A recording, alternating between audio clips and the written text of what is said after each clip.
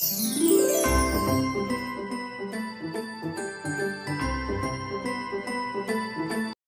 sejahtera untuk kita semua. Bersama saya pada kesempatan ini saya akan menyampaikan renungan singkat firman Tuhan. Dan pada kesempatan ini saya berbicara mengenai doa. Ya, berdoa itu bagian daripada kehidupan manusia atau nafas kehidupan manusia. Karena berdoa itu adalah kita sedang berbicara dengan Allah. Ya, jadi kalau seseorang sedang berbicara dengan Allah itu tidak boleh berhenti. Setiap saat kita harus selalu menyampaikan segala kerinduan hati kita, keinginan hati kita. Itulah alat komunikasi kita lewat doa tadi. Jadi di sini timbul pertanyaan, mengapa kita harus berdoa? Ya, jadi mengapa kita harus berdoa? Yang pertama, karena doa adalah perintah Tuhan. Jadi ternyata Tuhan memerintahkan itu wajib berdoa. Siapa yang wajib berdoa? Setiap orang percaya. Ya, setiap orang Kristen, setiap orang yang sudah dilahirkan kembali wajib berdoa. Di dalam Yeremia 33 ayat yang ketiga, berserulah kepadaku, maka aku akan menjawab engkau. Berarti di sini Tuhan akan mendengar dan Dia akan menjawab apabila kita mau berdoa kepadanya. Demikian juga di dalam Matius 26 ayat yang ke-41. Di dalam doa itu juga adalah kita menyampaikan segala kelemahan-kelemahan kita, supaya kita jangan jatuh dalam pencobaan-pencobaan dunia.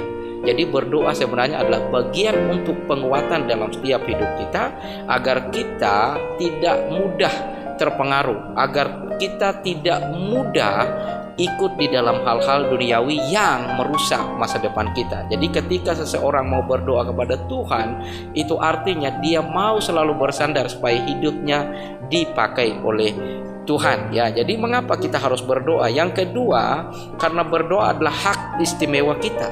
Ya, jadi itu punya hak istimewa kita.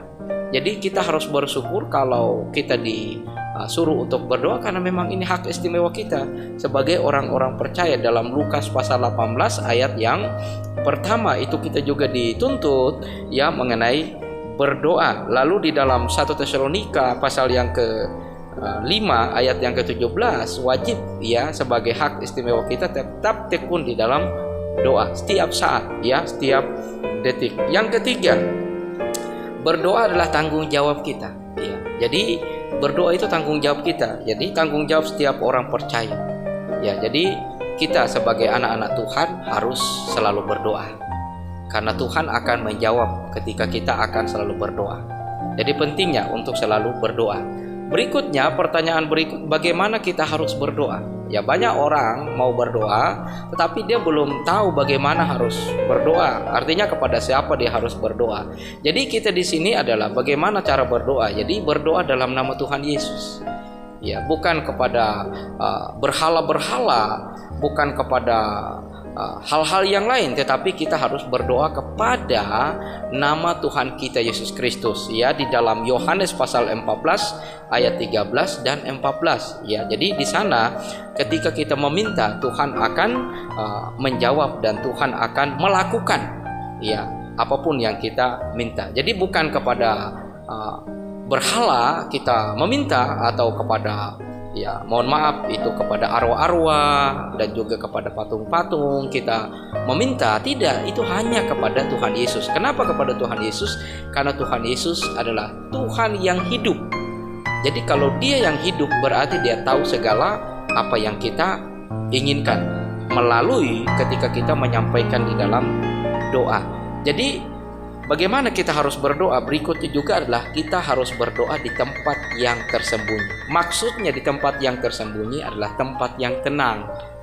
Jadi biasanya orang berdoa itu bukan berdoa kepada jalan-jalan di sana teriak-teriak dan lain sebagainya. Jadi berdoa itu dengan tenang gitu. Makanya di dalam Matius pasal 6, ya jika engkau berdoa, masuklah ke dalam kamarmu. Kenapa kamar?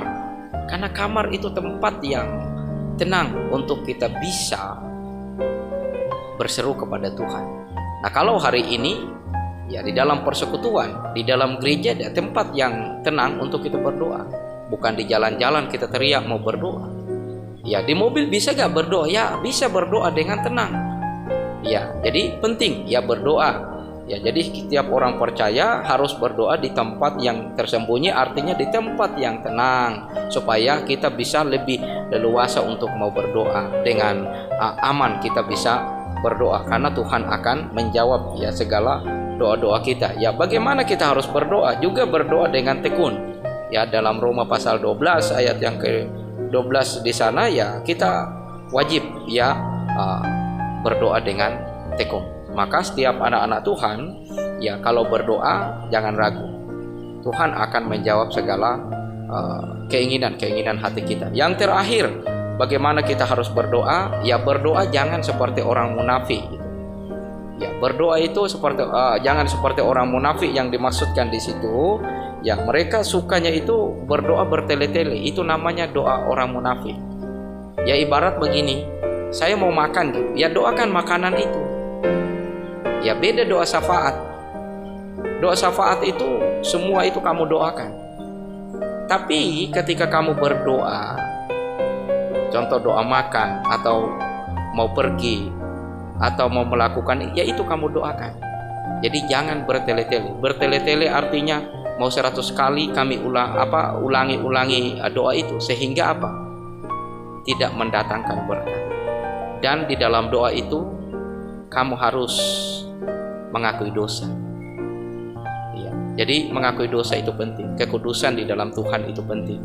Jadi percayalah sebagai anak-anak Tuhan, ketika kita mengutamakan doa di dalam Tuhan kita Yesus Kristus, Tuhan akan menjawab. Jangan ragu, tetap berdoa. Anda mungkin dalam menghadapi kesulitan hidup ini, tetap berdoa. Karena doa akan dapat mengubah segala sesuatu. Jangan ragu, jangan bimbang. Mungkin saat ini kita sedang menghadapi pandemi.